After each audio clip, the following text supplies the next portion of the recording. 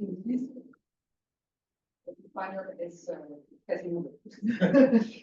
Okay, so I will speak English. I will present some work on canal estimation of Sobol indices. So I will first explain what are these indices and from a single sample.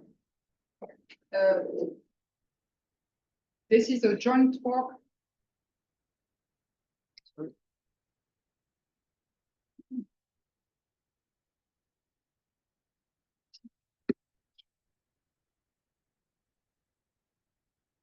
Sorry. Oh. So this is a joint work with many people. So people working in group, maybe you know some of them. Agnès Lagnou, Thierry Klein en Paris Noir, and Sébastien Davega from Rennes. So I will first explain the context of Sobol indices. So this is the context of what is called sensitivity analysis. So in this talk, I will consider a model as a black box. That is, I just need to feed my model with some inputs, and I will get at some output. And I don't need to know what is the formulas inside my model. So I don't need to know if it is PDE or if it is some network. I just need to be able to get some input-output somewhere from my model. I will consider that my model has some outputs in OK, and you have a different number of input variables with P potentially large. And what is sensitivity analysis? It is an analysis which allows you to know what is the influence of these different input parameters on some quantity of intervals. You want to know if some input variable is influential on the output by itself or by combination with other inputs. So in one of the main assumptions from now on is that my inputs are independent. So in fact, why are my inputs random? So maybe I should precise some things. My model M, it is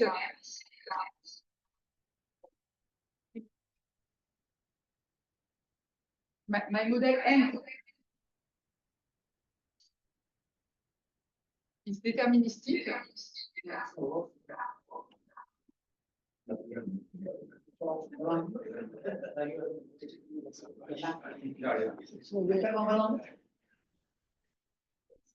Okay, and my inputs, they are uncertain. Okay, so I have uncertainty on my inputs, and I model the uncertainty on my inputs by a probability distribution.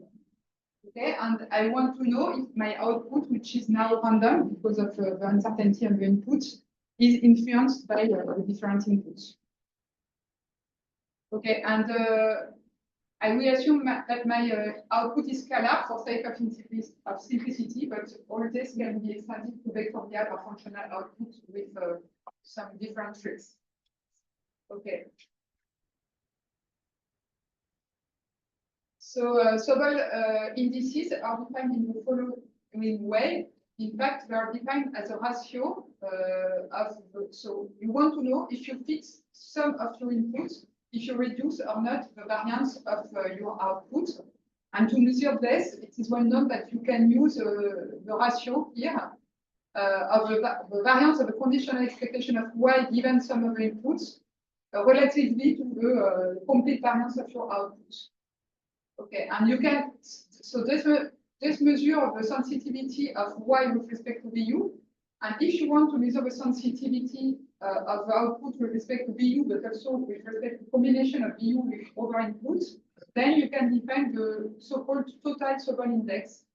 So here you consider the same ratio, but instead of conditioning with respect to VU, you condition with all other inputs except the ones in VU. Okay, and in fact, this can be extended in the case where the inputs are not independent, but in that case, it's not so easy to interpret Sobol indices. But if you consider the total Sobol index for an input xi, even if the variables are dependent, it has still a meaning.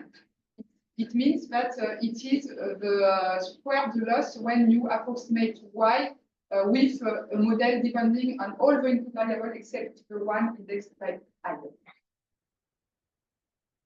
But what is important is that the numerator of Sobol indices is a quantity that has some interest by itself in statistics for a long time now, because it is the residual variance.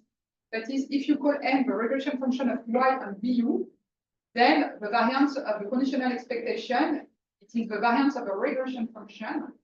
And so it is of obvious interest because it provides you a lower bound for the performance of any regression function estimator.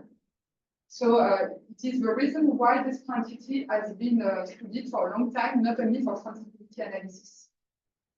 Also, for example, it is used, the conditional covariance estimation is used if you want to make some slice inverse regression, which is a well-known tool to make some regression when you have some vectorial output. Okay, so now that we have motivated the interest to study this index, or at least the numerator of the index, we want to present the different ways of estimating it. Because you have to think about a model M, which is a black box, so completely unknown, and you don't have any mathematical formula for the conditional, the variance of the conditional expectation. So you have to estimate it, and you have to estimate it from an input-output sample. Okay, so I will present the different estimators that are in the literature. First, I will explain some estimators based on some specific designs of experiments, which are called peak-freeze estimation. Then I will explain why it is limited and why we want to estimate from a second sample. And finally, I will explain what we can do with kernel estimation. Okay, so we have the vector of inputs, V1, Vp. And I recall that VU is just the set of inputs indexed by U, and V tilde U, the set of inputs which is indexed by anything but U. Okay, and when you want to make some peak-freeze estimation, it means that you will sample an independent copy of V tilde U, which is called V prime tilde U, and I will consider the output Y computed at V, but also what I call YU, which is the output computed at VU. So here I freeze the inputs indexed by U, and V prime tilde U, that is, I resample all the other inputs independently. And then it is possible to prove that the Sobol index SU, it can be written as a ratio between a covariance and a variance. So simply the covariance between Y and YU and the variance of Y. This only works if inputs are independent. And now from this rating of SU, I can propose also some formula for the total Sobol index, because the total Sobol index is just 1 minus the Sobol index with tilde U instead of U. So in the same way, I can rewrite the total Sobol index as 1 minus the ratio of the covariance by variance. Okay, and from this formula, some people have proposed some schemes to estimate Sobol indices, so-called peak-freeze estimator. And in that framework of sensitivity analysis, it was proposed by Sobol, and later improved by Satellite. But in other framework, it is not for a long time. It is known for a long time. So what is the idea is just that you will consider 3 different samples independent from each other of your inputs. So first sample V1, Vn, the second sample V prime 1, V prime n, independent from the first one. And I will compute the output for V and for this mixed sample where I freeze the coordinates in U and I take the coordinates in tilde U from the second sample. Okay, so I compute my output for each of these sample and mixed sample, and then I define the so-called peak-freeze estimator just by estimating the covariance by an empirical covariance and the variance by the empirical variance. So I get this estimator known as the peak-freeze estimator of the Sobol index. Okay, and I can do the same for total Sobol indices, just replacing BJU by B tilde JU. But the idea is the same for total indices. Okay, and what are the properties of this estimator? It is possible to prove that it is consistent and also that it satisfies the central limit theorem. And you have also some nice concentration inequalities that can be triggered. So it has nice properties. However, it is costful. It requires, if you want to estimate the full set of first-order indices, because of this trick of freezing a variable in I, so I come back to my sample. Okay, you see that here, if I want to estimate the first-order Sobol index associated to U equal to I have to compute my output here on the initial sample, but also on the frozen sample. So here I have 2n evaluations of my model. Okay, but now if I want to estimate all the first order indices, the cost is linear in the dimension. I have p times 2n evaluation of my model. Okay, so it is one of the first issue. There are some tricks if you work more on your design of experiments. That is, instead of considering some independent sample, you can use some properties of orthogonal arrays of strength 2. So it is an extension of Latin hypercube sampling that will allow you to estimate all first order and second order indices at the cost of 2n. So the dependence in the input space dimension disappears, but in fact it is hidden in the construction of the orthogonal array because it works for moderate input sample size, for example, until 50 inputs is okay. But otherwise, the cost to build your orthogonal array of strength 2 will come back to you, and you will have some cost in the input space dimension. But at least, I would say until 50, 100 input parameters, you can use this trick to remove a dependence in the input space dimension to estimate all first order and second order indices. But this trick doesn't work anymore if you want to estimate total indices. Because to estimate total indices, you will need some orthogonal array of strength p minus 1, and this is very, very costly to build. So this trick doesn't work. If you want to estimate total and first order indices, your cost will remain linear in the dimension. Okay, so this is the first issue, and the second issue is that it requires some very rigid design of experiments. You see, either you need peak freeze or you need orthogonal arrays, but we would like to know if it is possible to estimate these indices just taking some given sample. For example, you have a preceding study where you got some input-output sample and you want to reuse this sample to estimate several indices. Is it possible?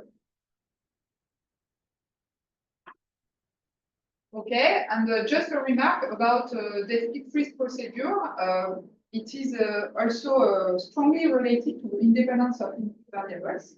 If input variables are dependent, it is still possible to correct your estimation by adding some weights, and this is a recent work that we have done with Université Grenoble Alpes and Clémentine. So that if you will sample with some peak freeze scheme, which is adapted to independency of input variables, but you will correct by important sampling, you will correct your sample to take into account the dependencies.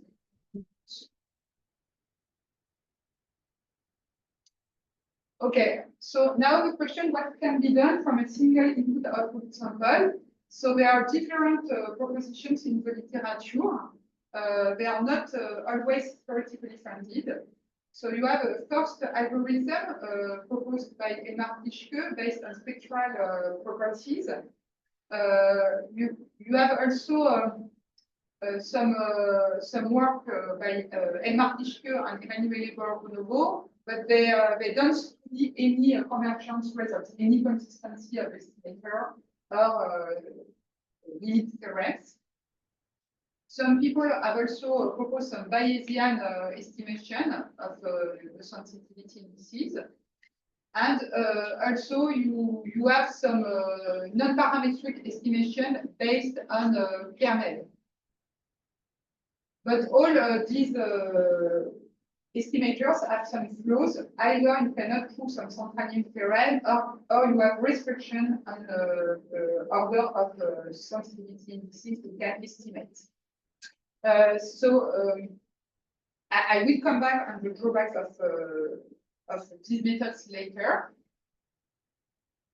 But first, I will present the idea of some of them. So first, the idea of rank-based estimation procedure. So in this procedure, the idea is to reorder. So you have a sample. So you start with a unique sample, input-output sample. Here, E1, Y1, En, Yn. So you want to estimate first order index for the input I. So you will reorder your sample by taking the order on the scalar input I. Okay, so you order this vector, just the component related to input I. And then you mimic the peak freeze estimation, but you use this order, but is here for its Yj, it is just okay the output computed with respecting this order, where the order is only on the input I. So it's kind of nearest neighbor. In fact, you only consider for the estimation the first nearest neighbor of what do you mean by neighbor? You mean the first neighbor with respect to the ith input variable. So with this trick, it is possible to prove some central limit theorem. It is possible to prove that this estimator is consistent and that the rate of convergence is in square root of n. In the case where you estimate first order indices and where your input variables are independent. And you have these two assumptions. And it was done by Fabrice Langlois and co-authors. Okay, so there is another approach which was proposed a long time ago by Sébastien Navega and Fabrice Langlois, which is based on kernel estimation. By kernel estimation, I mean Nadaraya-Watson estimation. So in this approach, you have some sample, a given sample, and you cut the sample in two parts. So one part is used to estimate the joint density of the input and the output, the I and Y. And then you perform some Taylor expansion of your Sobol index around the Sobol index where you replace the model by the model where you have approximated the density F with kernel method. Okay, and then in this Taylor expansion, you have different integrals which appear, and you estimate your integrals with the rest of the sample, that is with n2 equal n minus n1. Okay, so if you use this approach, it's interesting because you can get the consistency on the central limit theorem. You can even prove that your estimator is asymptotically efficient. But you can only estimate first order indices, and also it's complicated because you have to cut your sample and make it some kind of choice to cut efficiently your sample. But this is an interesting work because you have a central limit theorem and the efficiency of your estimator.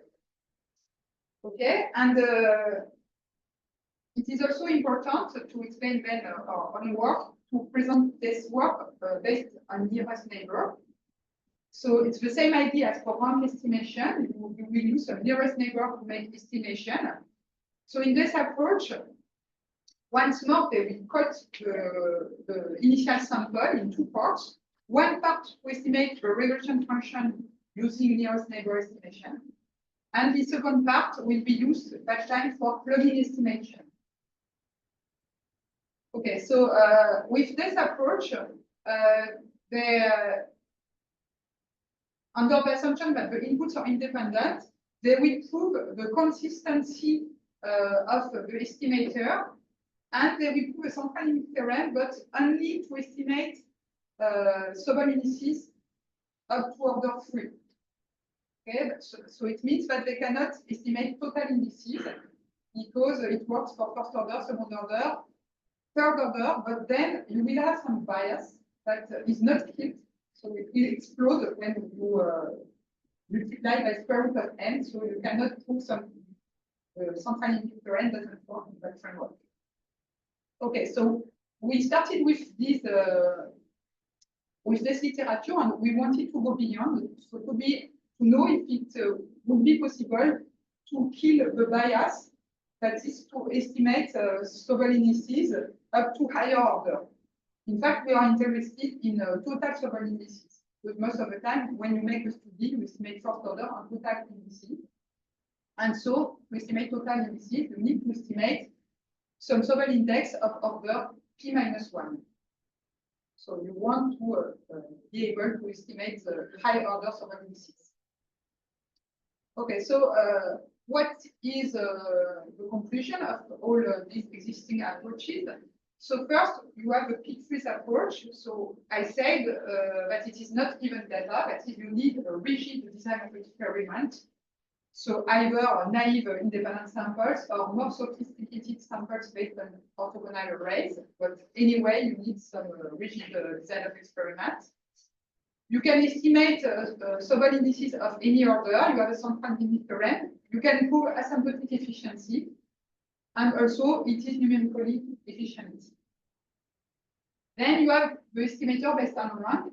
So this one, it is given data, but it is only possible to prove some convergent results for first order input indices. So first order Sobol indices, sorry. This estimator is not asymptotically efficient. Then you have an approach by Murphy on the nearest neighbors, plugging nearest neighbors. So for that one, you can have estimation for any dimension. It is given data, but the central limit theorem doesn't hold true if d is strictly greater than 4.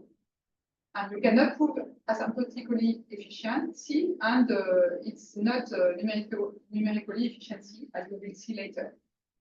And then you have the approach proposed by Sébastien Davega, where you have given data. It is limited to first order indices, but you have efficiency, central limit theorem, and it is numerically efficient. Okay, and so in this work, we want to check all the requirements. That is, we want to be given data to reach any interaction of Sobol index and to prove central limit theorem. Okay, so I will fix some notation and describe the estimation procedure. To lighten notation, from now on, the set of inputs VU will be denoted by X, so that my input vector, I will call it XW. So X is the set of inputs with respect to which I want to estimate the Sobol index, and W is the rest of my sample. So with this new writing, I have that the Sobol index associated to VU can be written as a variance of the conditional expectation of Y given X divided by the variance of Y. Okay. If I am interested in the total Sobol index, then just I will have to consider 1 minus this ratio with X, all the inputs except the ith one. In this work, we assume that the input space is compact. I will then explain the difficulties if it is not the case. At the moment, it is an open problem to make such an estimation with an unbounded domain.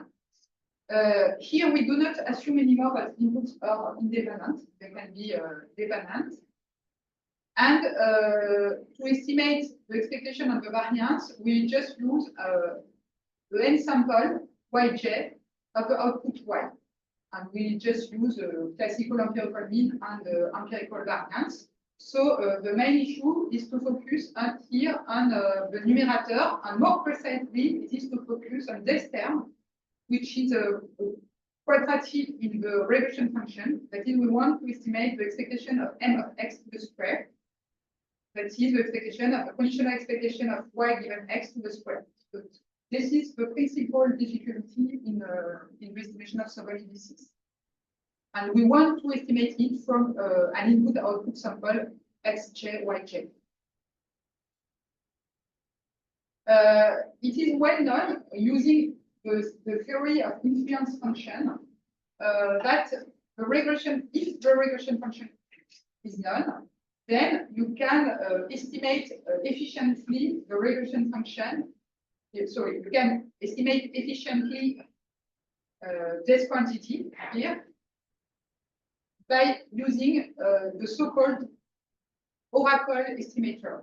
That is, here you compute the influence function of the quantity you wish to estimate, the expectation of m squared, and you replace by the sample, and you get exactly this form. So the empirical mean of 2yi minus m of xi multiplied by m of xi. So if m is known, we know that this is an efficient estimator of the quantity we are interested in. So you can, for example, look at the book by Dickel and co-authors, or also a paper by Yosu and Samarov from the 90s. So it's an old result. And so now we want to build an estimator such that you can prove that it is close from the oracle with an order in n of n to the power minus 1/2. So in that case, you will be able to get the centrality theorem with efficiency just using the Slutsky theorem. Okay, so the idea will be to use plugin, so classical idea. But of course, we will have to find the right way to estimate the regression function here in order to be able to prove this rate of proximity to the oracle.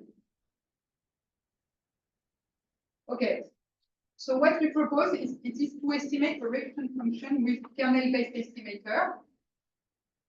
But we have two main issues if we want to do that. So first, in general, Nadaria-Watson estimator of a regression function is limited by the dimension.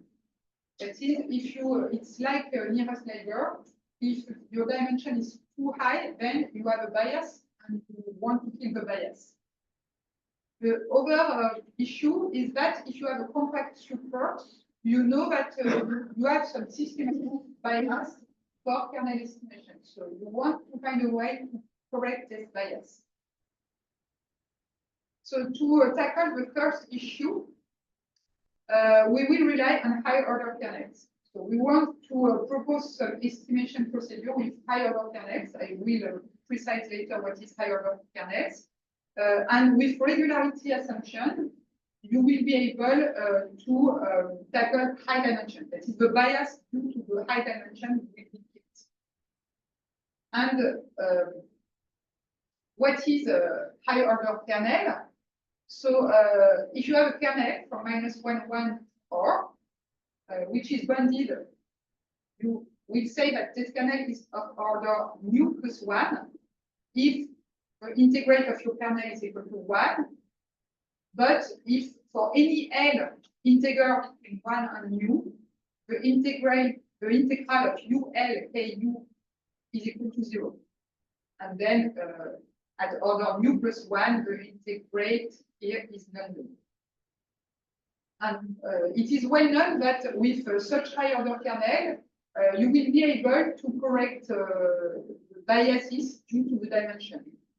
So if you study the bias, so here for kernel density estimation, for example, you will use some multivariate Taylor expansion. It is the usual way to study such estimator.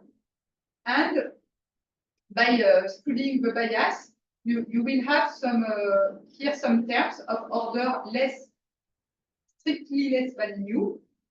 then you will have the term of the remainder term of order mu. So you see here that you will have to make an expansion that takes into account the regularity of your underlying density.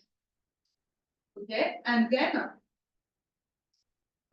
because you, as you use some high order kernel, all these terms will be killed in the bias because you have chosen a kernel such that the integrate of UL KU is equal to 0 if L is strictly smaller than U. So the only terms that is remaining is the term of order mu. And if you analyze the variance, then you will see that so for the bias you use this trick, so you kill all these terms in red, so you already have this term.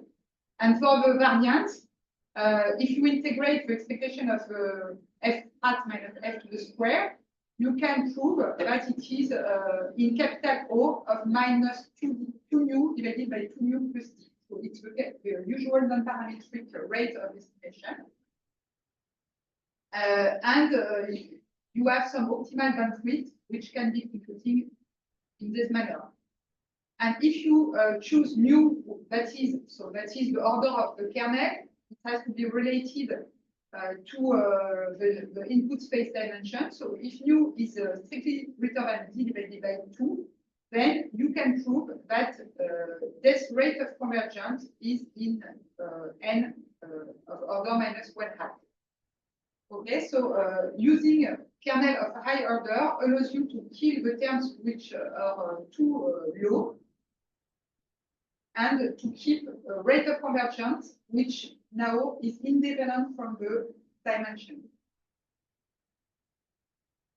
Okay, and concerning the second issue, what we will use is some trick of mirror transformation, because we know that the kernels, they don't behave well on a compact set. So I will explain it with figures, and we want to correct by some transformations which are known in the literature as mirror transformation. So here I consider the classical definition of kernel. So I have my data here represented with small bars. So they are between -1 and 1. And then I use some classical kernel estimation for my density. Okay. And I see that my kernel estimator, it is in blue here. If you integrate it over -infinity plus infinity, it is equal to 1. But the problem is that it doesn't behave well here because it can go outside the compact domain. Okay, so if you consider the integral over the bounded domain, so here I take 0, 1, not -1, 1, but it will be the same. So if I integrate over 0, 1 my estimator here, I see that because of this blue part, it is strictly less than 1.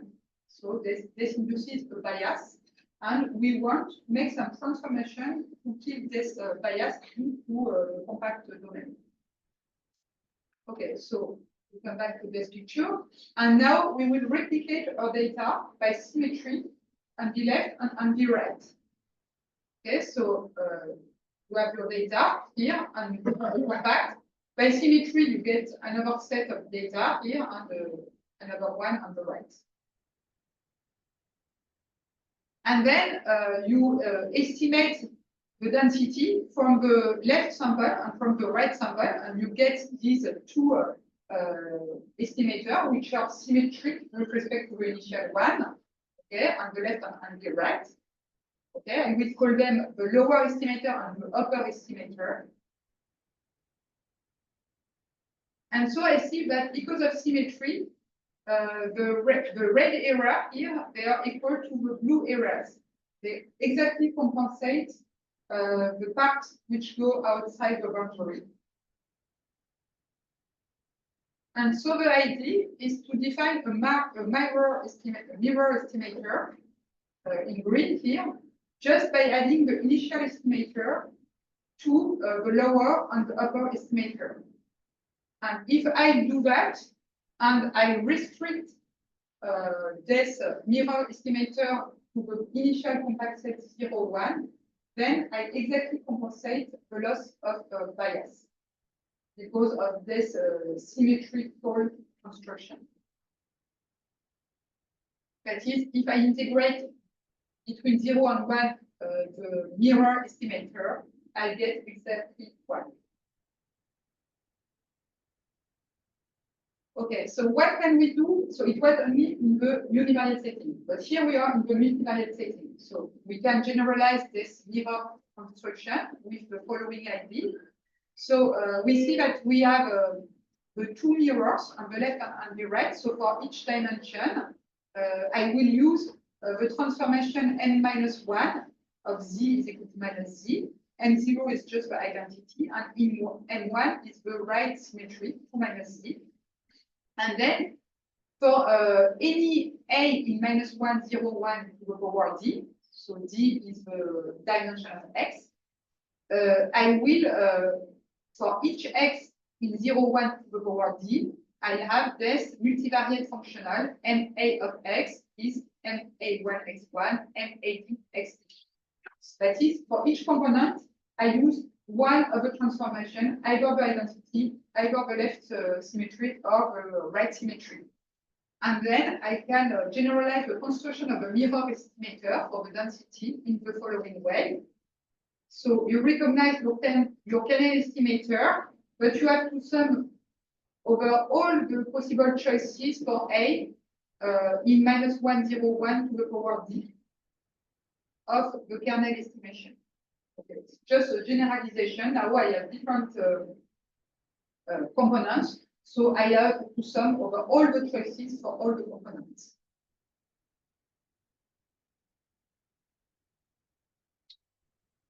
And similarly, we can construct, so this estimator of the density, it was already known, and it can be generalized and studied for the regression just by considering the numerator divided by the, so on the denominator is just the estimator we have constructed before, and we use the usual estimator for Nadaraya-Watson regression estimator. Okay, and in our work, we will even study the leave one out version of this estimator. That is, we remove from the sum the height variable which is used for the plugging estimator. Okay, to avoid to redo some components several times.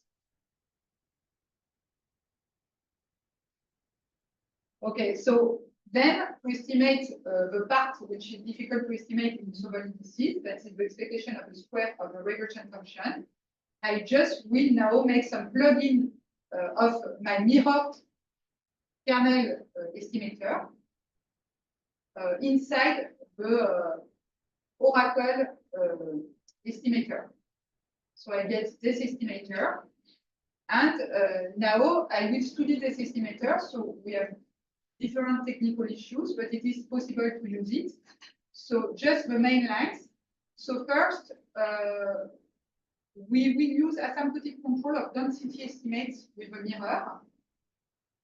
And so this was studied in a paper by Louis Pujol, but we added to this the trick of higher order kernel to control what happens for the kernel density estimator. Then we have to control what happens for the regression function with the mirror, because it was not done from now on, and also by adding high order kernels. And finally, with these two different controls, we were able to prove that the plugging estimator converges at with the good rate of convergence in square root of n. So the central limit theorem that we obtained is the following. So I will give more details on the assumptions. So we get convergence result in square root of n, and the limit variance is the efficient variance. So it is asymptotically efficient. But we need to take a kernel of order nu, which is strictly greater than d divided by 2. That is, if I want to estimate a first order index, I can take nu equal to 1. If I want to estimate a Sobol index in dimension p equals 40, and I want to estimate the total index, I will have to take nu strictly greater than 39 divided by 2. So the order of the kernel will increase a lot with the dimension of inputs if I am interested in total Sobol indices. And also, I have some condition on the rate of decrease of my bandwidth. So it has to decrease in a rate which is between 1 divided by 4 nu and 1 divided by 2. So what are the assumptions? Okay, so just first, we can then from this result, we can get the central limit theorem for the Sobol index estimation just by using the delta method, because I have a ratio, so I will use the ratio and I will estimate the term, the expectation of the output with empirical mean, the variance of the output in the denominator by empirical variance, and then I will use the delta method to deduce that I get some estimator which is itself efficient. Okay, so a few words about the assumptions.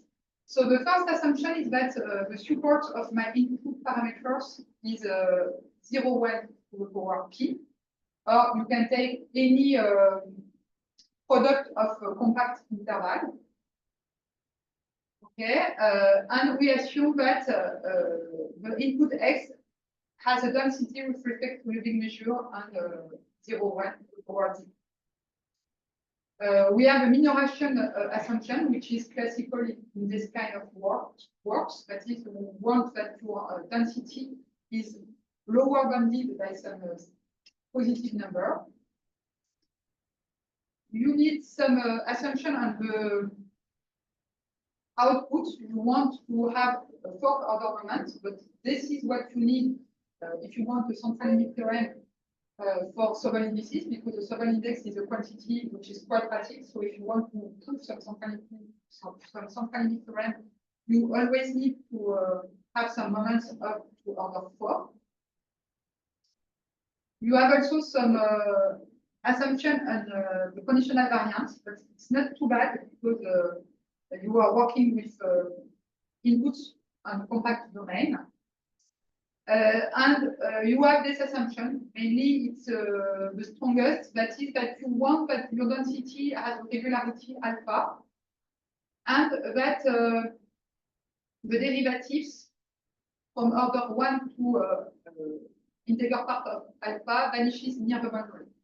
So the main example is the uniform distribution. It works for the uniform distribution.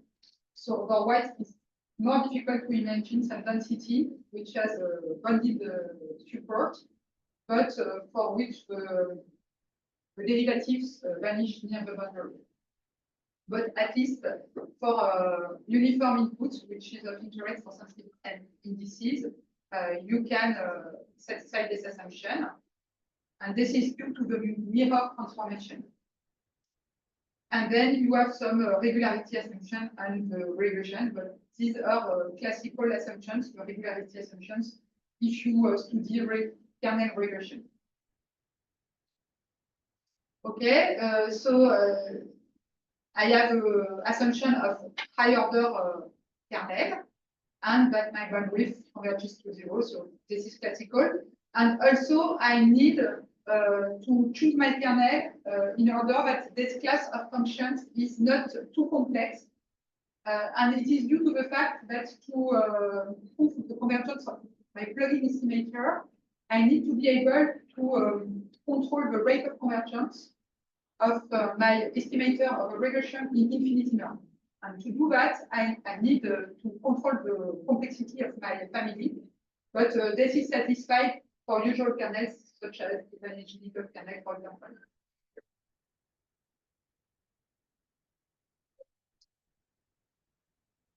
Okay, and just a remark, at the beginning, when we worked on this topic, I was very happy because I said, oh, cool, I will reuse some estimator that we developed for the density with teaching density and with Karine Bertin, and mirror transformation for density estimation.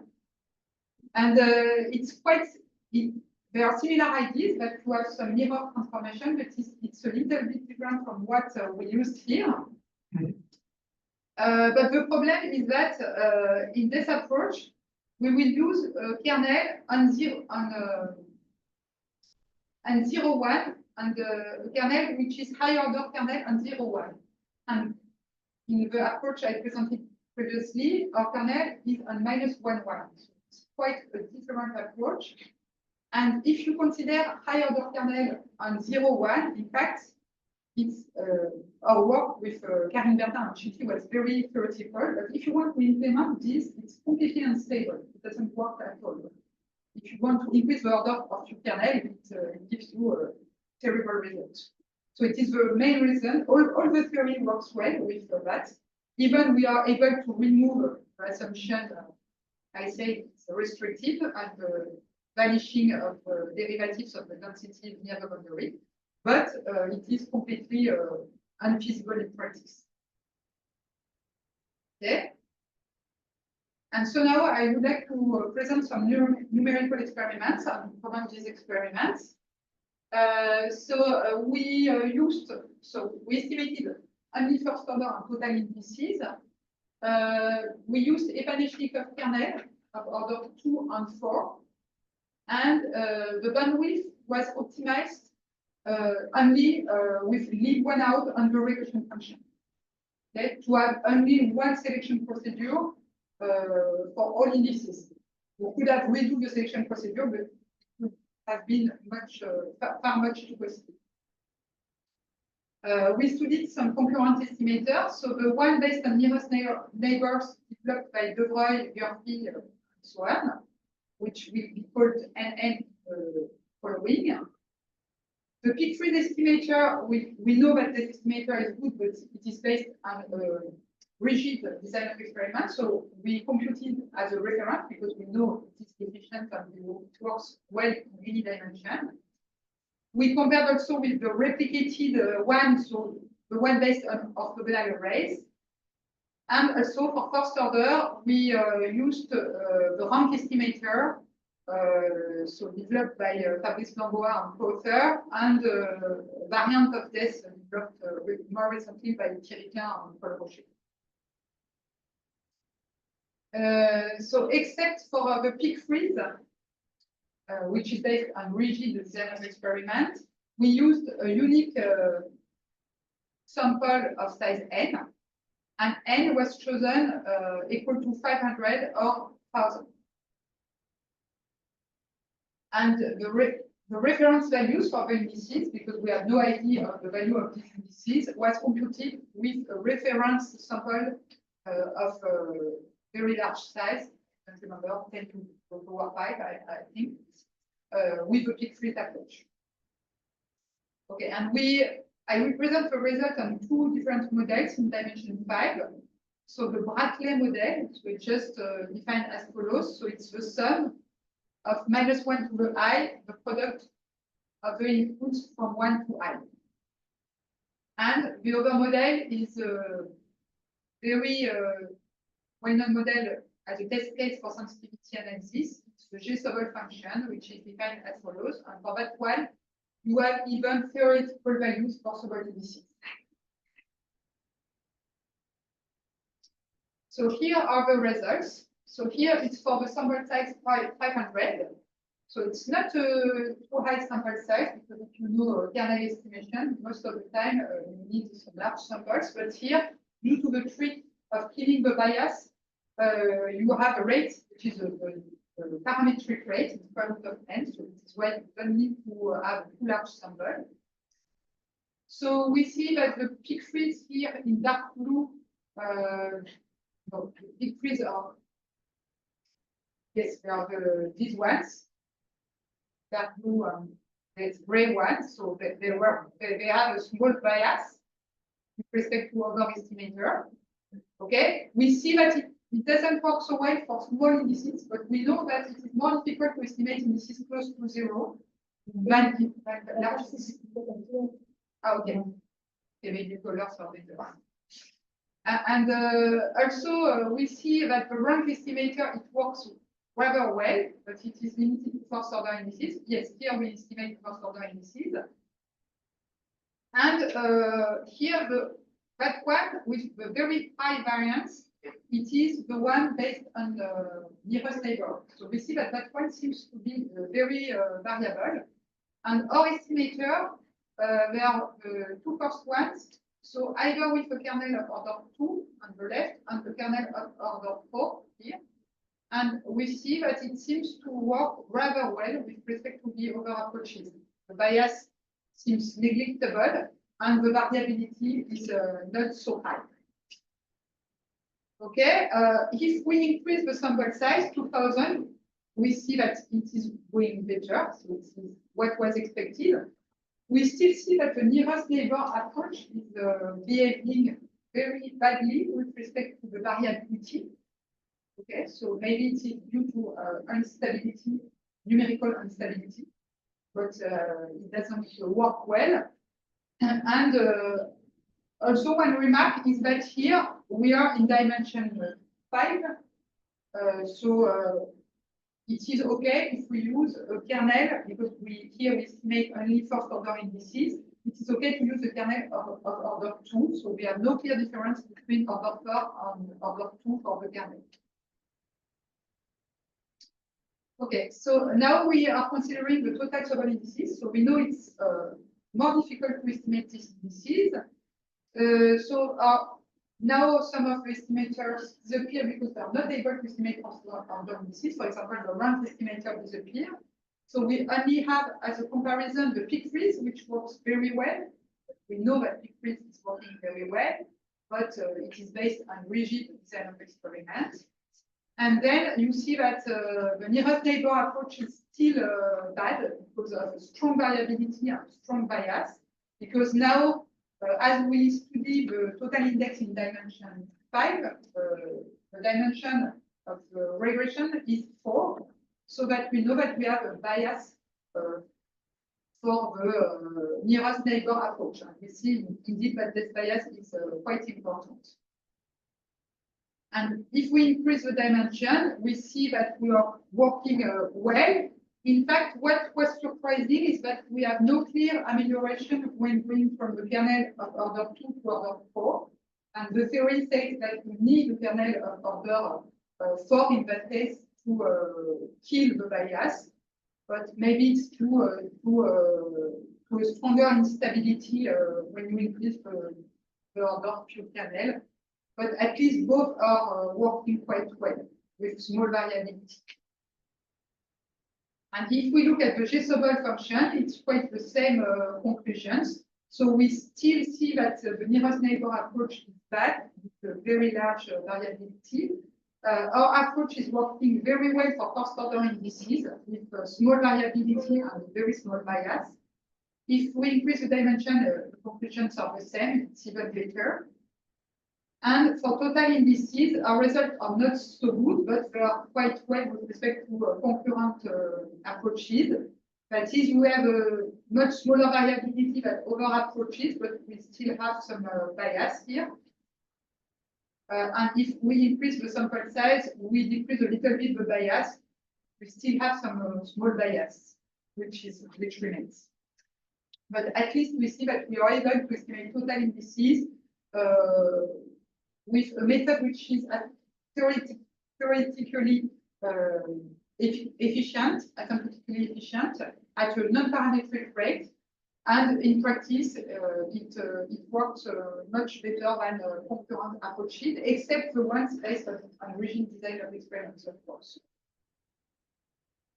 So what are the conclusions and perspectives of this work? So we were able to propose the first the sensitivity index estimator at any order with a single input sample size n without any splitting, so it's quite easy to implement. We have proven central minimum with the parametric rate square root of n for indices of any order. We have also proven that the estimator is efficient. And also, I never assume independency of my input variables. This works well even if the variables are dependent. And there are many perspectives, of course. Here we propose a bandwidth selection, which was based only on the regression function, but maybe it could be possible to propose a more focused bandwidth selection. At the moment, we didn't succeed to do it, but this is another problem. Our results are limited on what happens on a compact domain. So on the compact domain, you have this correction of bias to tackle with mirror estimator. So you could say, oh, it's more difficult to tackle banded inputs. But if you consider some unbounded inputs, it's more tricky because you have to take into account what happens on the tail of your distribution. And in fact, at the moment, it is still an open issue to study the convergence rate because it seems that you have some compromise to find between the tail of your distribution and the plugin estimation. So it is an open problem that is easy to study. And also here, as we didn't make any assumption of the independence of my inputs, I could apply these procedures to the estimation of other sensitivity indices, for example, Shapley indices, which come from game theory, and which are very common to, because they are more easier to interpret where inputs are dependent. And we have all the technical tools to do that. What we do. Okay, so thank you for your attention.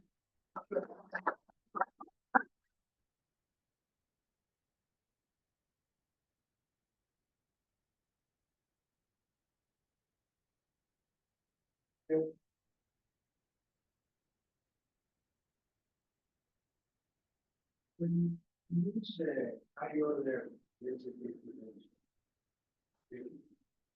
estimator can take negative values. And that will affect you. The estimator of the density? Yeah. In fact, by the mirror transformation, we correct, no, it cannot take negative value, but it can take, sorry, it can take negative value, but it is what we have corrected with the mirror. By the mirror, we don't use just the kernel estimator, we use the sum of the central part of the estimator plus the symmetric parts, and then we truncate at 0, 1.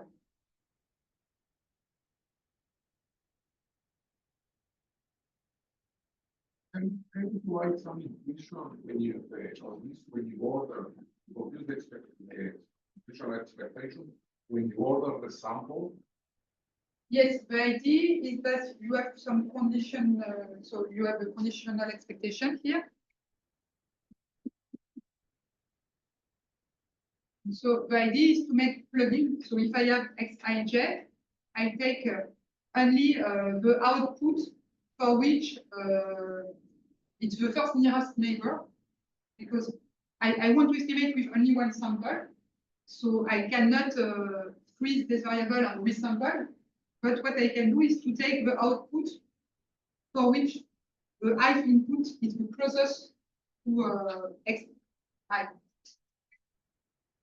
So if I have xij, I will take xij prime, j prime, the closest to xij, and the corresponding output.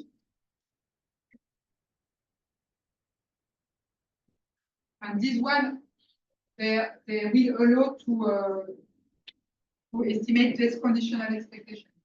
So the idea is the first nearest neighbor, and the first nearest neighbor with respect to this input, because it is the one for which I use question. I had a question. In fact, your estimator states that the density is defined while one power D. But if you have the parcel for some as in our work that is and it's good. You have a sort of symmetrization that can image bias? That's a good question, because for our estimator, with Karine, it was the main interest in that we could work, in fact, with bandit support as a separate. Here, I'm not sure, or at least we will need some adaptation. And also,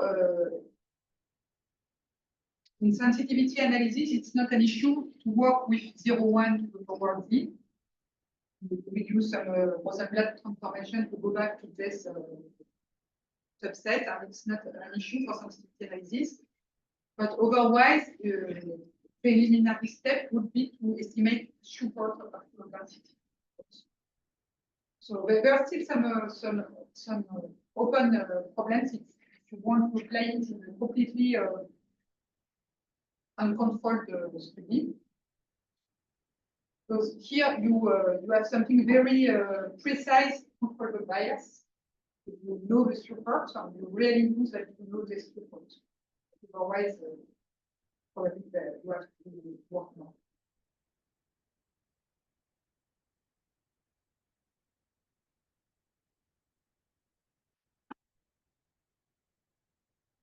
Thank you.